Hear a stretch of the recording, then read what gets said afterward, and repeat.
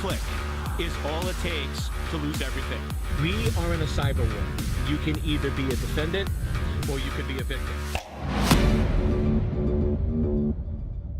In the interconnected digital world that we live in, if you want to survive as a company, if you want to thrive on the internet and in e-commerce, you have to tie security into business decision making.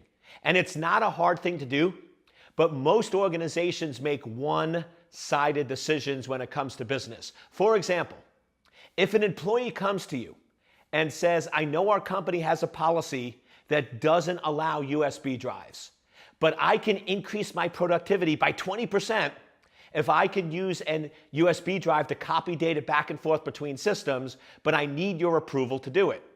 Most business managers look at it and say, okay, I'm increasing my employees' productivity by 20%. That's a good business decision, and they sign off on it. What's the problem? It's one-sided.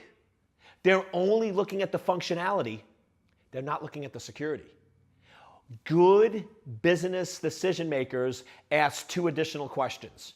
Whenever somebody comes and says, I need this functionality or I want you to sign this waiver, they ask two additional questions. One, what is the security impact?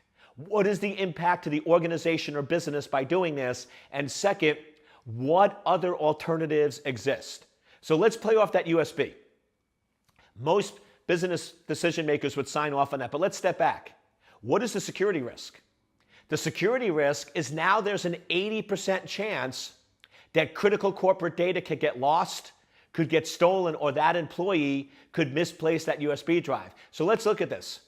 A 20% increase in productivity, but you're trading off an 80% security risk. Is that really a good decision? Here's what I always do. With all security decisions, what is the upside? What is the downside, and can you live with the downside? Can you live with that? Can you live with an 80% exposure to the company? And the answer is no, but here's the best part. Ask that third question. What are our other options? So in this particular business, they had a virtual USB. That basically meant the employee could upload files and access the data from any other computer. So here you still had the 20% productivity benefit with no security risk and no security impact. So we as business decision makers need to ask better questions and look at both sides of the equation. Don't let people fool you on just the benefit and functionality. What's the security risk and what's the alternative? And one more example.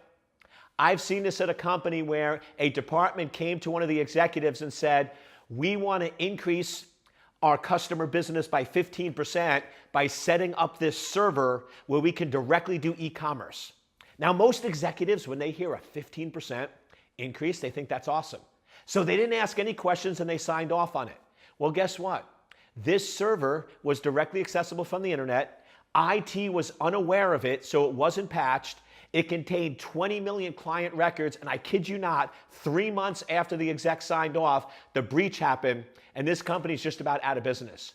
One executive making a bad decision took a profitable company and basically almost bankrupt the entire organization.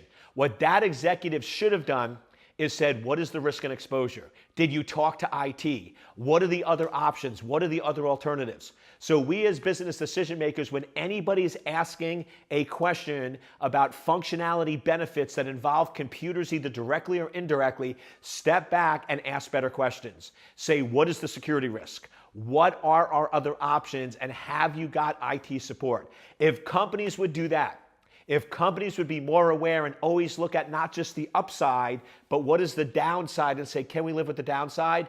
And tie security into business decision making, a lot less breaches would happen, a lot more successes would occur, and companies would be a lot more profitable.